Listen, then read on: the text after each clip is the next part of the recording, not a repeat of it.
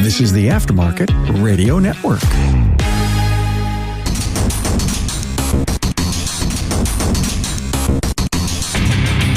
Welcome, everyone, to yet another episode of Diagnosing the Aftermarket A to Z. And when someone asks you if you're a god, you say yes. And I'd like to talk about talking to kids about a career in auto repair. But first, let's hear a word from our sponsor, Napa Auto Tech Training. Do you have a general service tech that you want to grow into your business, but you're lacking the path to get them there? Let Napa Auto Tech's apprentice program pave the way. Go to napaautotech.com for more details. So I've been seeing a few things popping up online, namely the Remarkable Results Radio Facebook page or group, really the group. And Carm has, I think, asked, challenged, even suggested trying to go to high schools, like the high school career days, or if you can go in and speak to a class, be it the auto shop class, or a lot of high schools have courses that are just prepping them for a career, prepping them for the next step. Granted, a lot of the times that involves a 4-year college, and all of us probably agree about really the extreme that that's been taken. That's not what this is about. This is just some ideas about having that conversation or doing that presentation, because a lot of us really don't have a lot of inclination, much less experience standing in front of a group of people and talking. It's unnerving. And so if there's ideas of what to talk about, a lot of times that can help immensely.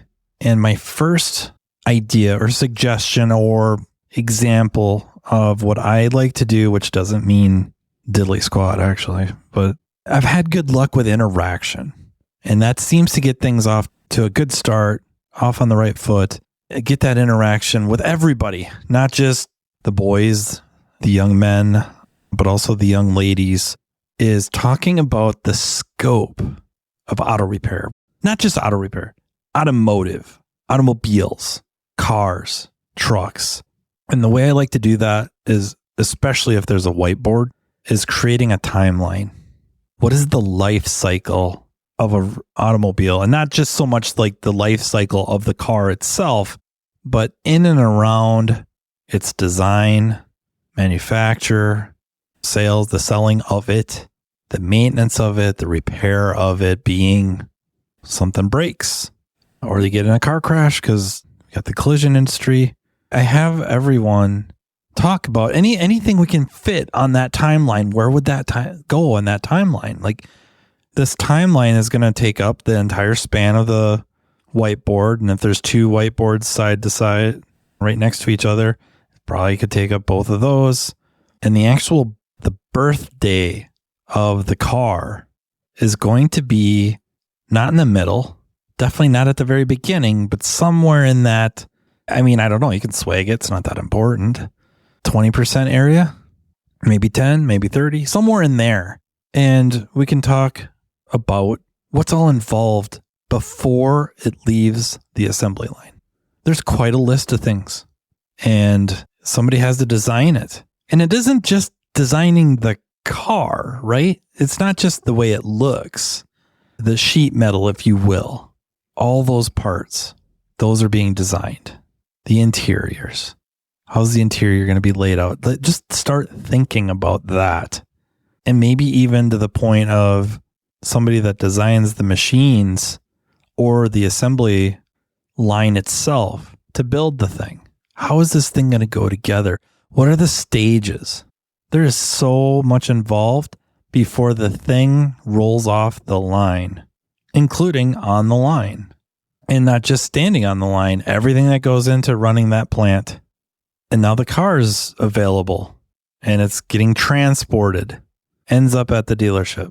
All that goes into prepping the car for sale, the sale of it, selling of it, not just the salesman themselves or salesperson, but also the finance person, all those inner workings. And you can start to see where this is going. Like, I don't need to make this timeline out for you, but we're one piece of that, and let them see and think about just the wide scope of what's involved.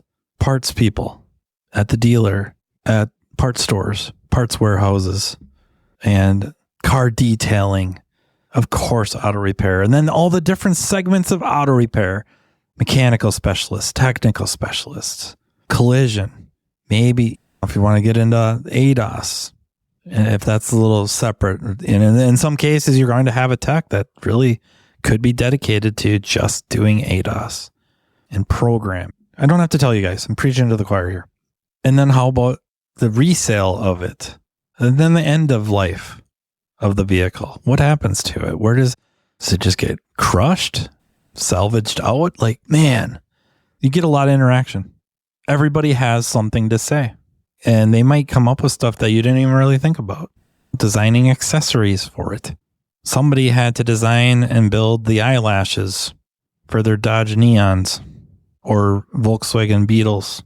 It's part of it. That's one thing. And then you get kind of bantering with them. You get a back and forth, and it takes a lot of pressure off of you as a presenter. You're not just up there, blah, blah, blah, blah, blah, blah, blah, blah.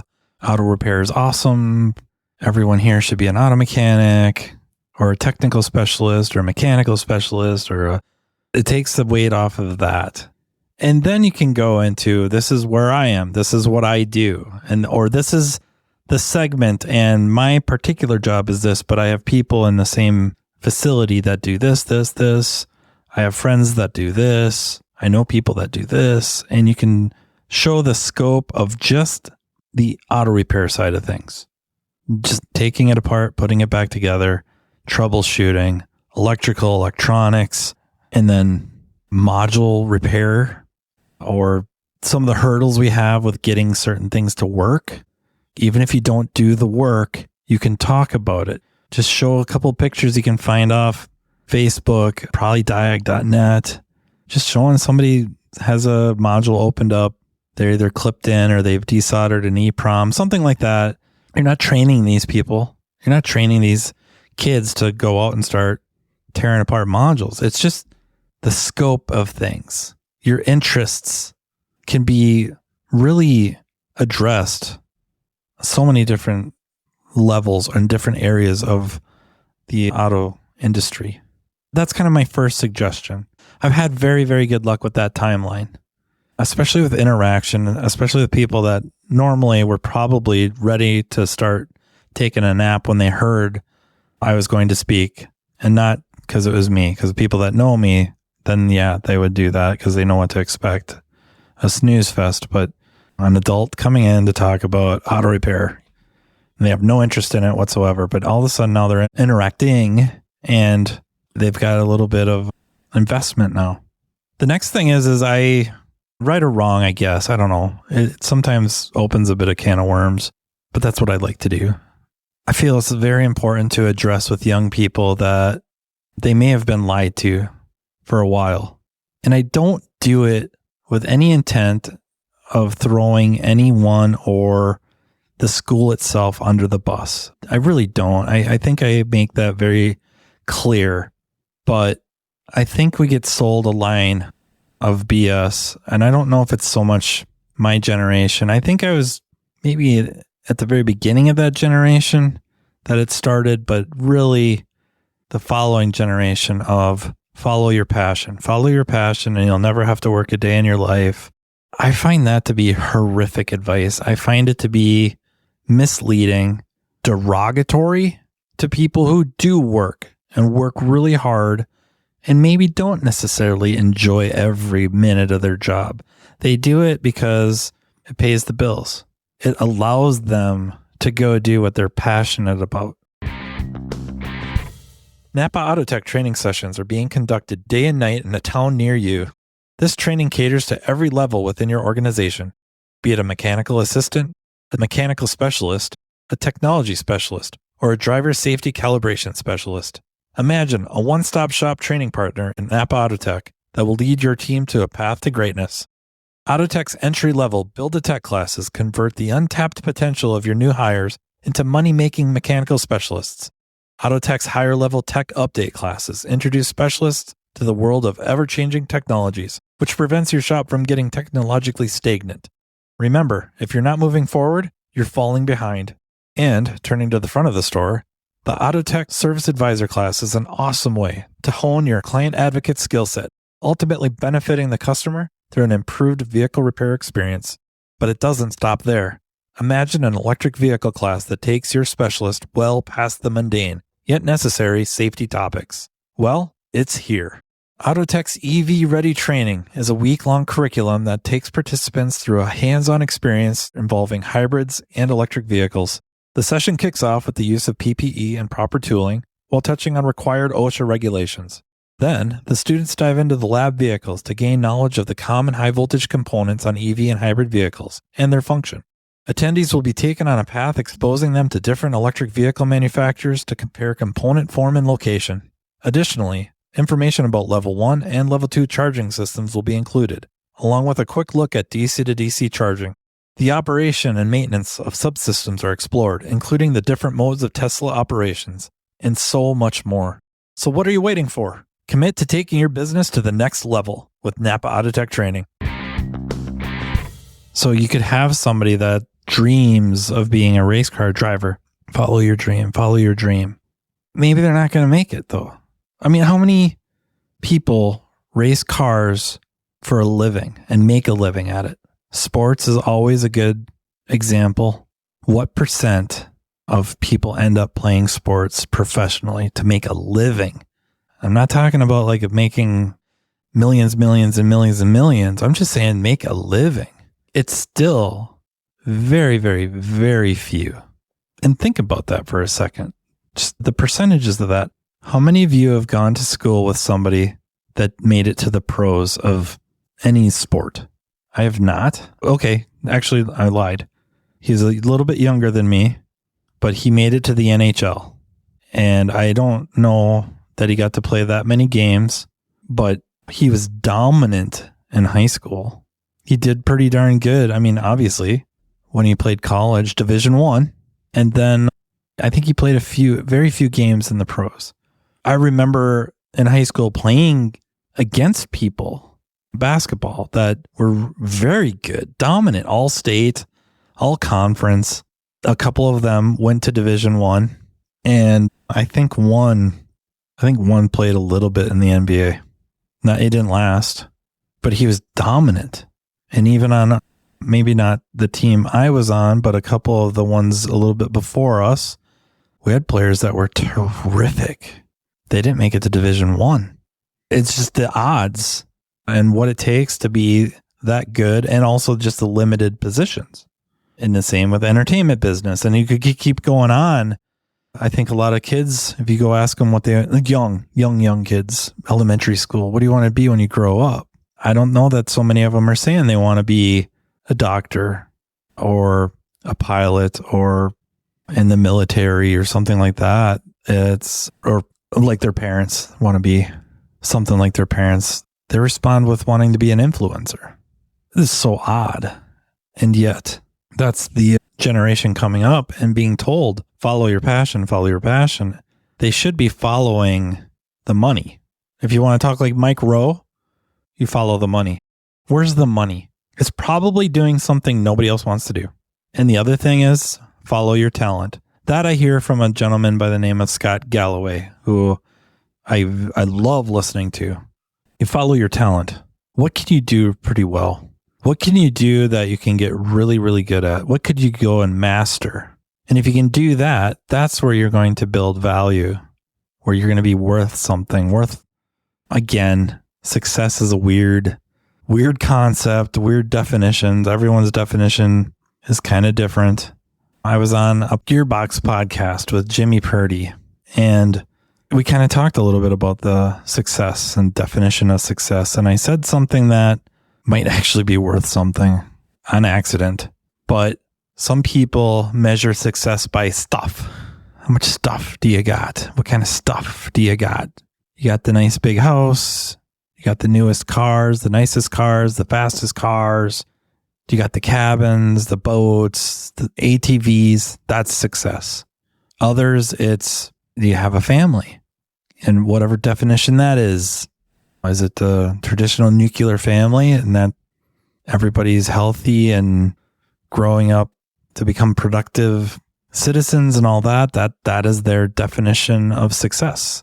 One idea I have, and like I said, I mentioned it on the Gearbox podcast, is that what if we treated it like baseball, and specifically going up to home plate with a baseball bat? So you grab your bat. What if we could assign value, at least a percentage of success, and a good percentage, like not nothing. You get up to bat, you lay off the bad pitches, and you swing on the good ones. You give it your best swing. Maybe you go down swinging, but there should be an understanding with yourself. There should be an ounce of pride. There should be something where you take a little bit of credit and feel good about, I laid off the bad pitches. I swung at the good ones. I gave myself a shot to succeed. And again, what does that mean? You make contact with the ball, you hit a single, knock it out of the ballpark. I don't think everything has to be knocked out of the ballpark to be a success. I also don't know that you have to necessarily always hit the ball to take a little bit of pride that you set yourself up to succeed, because you also have to accept some people are going to swing at every pitch, good and bad, and accidentally make contact. And some people are just really, really good at whatever it is. They're going to succeed. It doesn't matter. They're going to go up there and they're going to swing at a bad pitch and crush it. But I think there needs to be some acceptance, at least a personal level, and it would be nice those in the immediate area, friends, family, that see that you're laying off the bad pitches, swinging your heart out at the good pitches, and you keep doing that, eventually you're going to hit one. And you keep hitting, and eventually you're going to crush it. And I think there's a lot to that. But I think telling kids that and follow your talent. What do you got a knack for? Are you a critical thinker? Are you good at solving puzzles? Are you good at tracking down problems? Auto repair might be a really, really good area for you to feed that. Are you kind of artistic? You think you have a good eye for straight lines and you like to paint? You could paint cars. And yes, your 9 to 5 or 8 to 5, whatever, full-time job is painting cars so they look like they just came off the showroom. And it might seem mundane, but you're building up the equipment and the experience to start doing maybe the more fun stuff. And maybe you practice and practice and practice painting flames. And then somebody finds out you can paint flames and they let you do their car. And it just leads somewhere. And maybe not a whole career. Maybe it's just like a good side gig, or the people find out you work for this shop as the painter and you can paint these flames. And now people are coming from miles around to bring their vehicles to this collision shop to have you paint flames. We see it in auto repair with alignment techs. Still, with all this technology for alignments, we still have places where they got that person. He or she has a knack for alignments. Whatever it is they do, they just have a knack for it. Road crown compensation, bump steer. They understand it. They care about it. They've worked at it, honed this craft. And people, it's like one of the few things that auto repair, I think, where people will travel to have their car worked on. I think diagnostics, of course, the drivability guy, the diagnostic gal, that they're going to figure out the problem. Yeah, that's definitely one of them. I don't know how many other areas that happens. Maybe transmissions. If you're digging in that deep, rebuilding transmissions, you can get a good rep for that. People travel a long ways to have that done.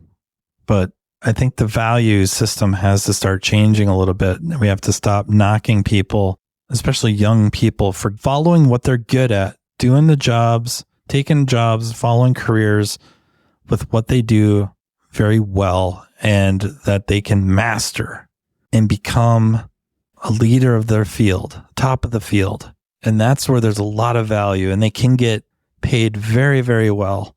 Then they can afford to go do whatever they're passionate about on the weekends or a few weeks a year, whatever that is, vacation time. They can follow their passion that way. So whatever that is, I guess we don't really need examples. And if it turns out that their passion aligns with what they're very good at, then, that will manifest itself. But I think having anyone feel like taking whatever job, typically blue collar, it seems, is somehow a failure. They couldn't hack it in Hollywood. Nobody drafted them. They couldn't make it to the Division I. So now they're an auto mechanic or a electrician or a plumber and kind of feeling bad about themselves, even though they're probably making a darn good living and could be the very definition of success. But because we have these, just this twisted value system now, they maybe don't feel that way, and others don't feel that way. And I think we can work to change that. And I think we can do that at the front of a classroom with a bunch of teens, not really tearing their dreams down, but I think just better qualifying it and giving them, I think, freedom, more freedom to succeed, more freedom to feel better about themselves, so that if they do take that skilled trade job, whatever that is, but they feel very good about themselves, and they should. And people that try to knock them down, they don't give them the time of day. They don't pay them zero mind, because they are succeeding in every sense of the word. And you can't assume this person that's critiquing them is. And then I guess to round this out, while you're up there, one of the big sales points, I think, in the skilled professions is we have a lot more time before artificial intelligence and automation affect us. I think that is a really, really strong sales pitch. This is something they have to think about. We never had to think about this. Never. AI, that was what the Matrix was about. That's what Terminator was about, or the movie AI. But we didn't have to think about that. Kids now, they have to think about that. That has to be a consideration. There are certain jobs that they may want to go do, even in programming, that aren't going to be there anymore. They're going to be much different and possibly greatly devalued, possibly. But the skilled professions, auto repair, electricians, plumbers, automation is going to take a while. We're kind of seeing some automation for like shop level tire changers, meaning vehicle is pulled in and there is a robotic arm or two that will dismount the wheel, put it on a tire machine of whatever, get the tire off, remount it, balance it, put it back on the car. Right now, it's extremely cost prohibitive, and I have no idea what the durability is, reliability of such equipment, but we might see that in I don't know about the near future, but I don't know. Should we swag the next 10 years? There's going to be more and more shops that have these. And I just feel like if that's the case, like this thing's become reliable, then we're going to start seeing tire shops that are more like car washes, where you just pull in, does the tires in 20, 30 minutes or whatever the time is. I don't know. Mounts, balance, swipe your card. I don't know if there will be a human in the building. Maybe. You might need somebody to go fetch the tires, load the machine. Maybe that could be automated depending on the warehouse layout, but there's probably going to be some humans involved somewhere. But driving the car on the rack, probably. Or like I said, it's going to be like a car wash and you drive it in there, hit the green light, make the green light come on and the buzzer, and then you just sit and wait and your tires get done. Artificial intelligence day to day, it will probably affect diagnostics before anything else in the shop, where there will be some sort of technician's aid that works its way to eventually taking more and more diagnostic decisions out of human hands. I don't know how far that is away. I think the dealerships will start that trend, and it doesn't. We've seen weak attempts at it, and I guess weak attempts don't necessarily involve AI, but with guided fault finding / test plan type things, we've seen where it's slightly attempted, some very poor attempts, but eventually it won't be poor. Eventually it's going to be really good.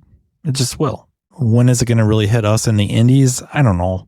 Maybe along the same lines, 10, 15 years, maybe more. It'll be interesting to see, but we're pretty insulated because of especially with automation, the dexterous nature of what we do. Could a machine or robot be built to do brakes on a very specific vehicle? Yeah, I'm sure.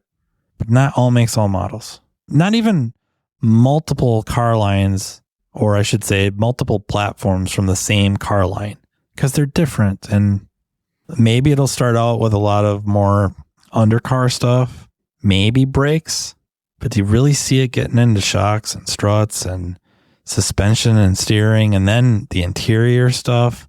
It's much more reasonable that there's going to be some sort of artificial intelligence that we work with that is involved with aiding a technician, mechanical and or technical specialist work through problems, and then through either augmented reality or mixed reality that we're wearing some sort of glasses or visor, just working to help us get better and more consistent at what we do. But I don't know that anything's going to replace the person doing it. And watching people, even as they're being instructed on what to do, how to do it, shown how to do it, there's still going to be value in that person that's doing the actual work. And especially if it can kind of interact with the system to help it get better and or challenge it even. This could be very interesting to see. I just think it's really down the road yet. And because of that, these are some really good gigs to get into. Otherwise, we're going to just see a lot of people going to college to pay a lot of money to graduate for careers that don't exist or don't exist the way they used to. Like the value won't be there.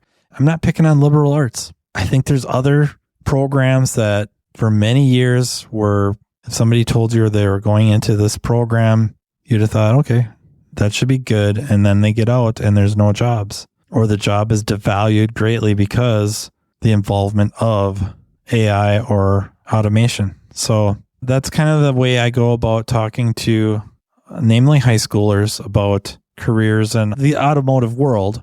But then eventually it has to come down to auto repair and specifically independent from my perspective. I'm not necessarily knocking dealers at all, but that's the perspective I'm coming at them with. So I hope you got a kick out of that and maybe helps you, maybe gives you a little bit of confidence to go in and talk to these young people, right? Because it's kind of going to be what it's all about for our future, is getting some talent in our doors. Yeah, I hope this helps you out. If you like this or have some criticisms of it, please don't hesitate to reach out to me. You can email me at mattfanslowpodcast@gmail.com. Otherwise, I'm pretty easy to track down on social media. If you have ideas for future shows or want to come on the podcast, again, don't hesitate to reach out. Thank you to the Aftermarket Radio Network for hosting this, and thank you to Napa Auto Tech Training for sponsoring. And until next time, take care. You've been listening to Matt Fanslow, diagnosing the aftermarket A to Z on the Aftermarket Radio Network. Follow Matt on your favorite listening app. He's very interested in what you have to say. Let him know what you'd like him to cover and come on the show. Matt is all for advancing the aftermarket. Find Matt Fanslow on social media and connect or on aftermarketradionetwork.com.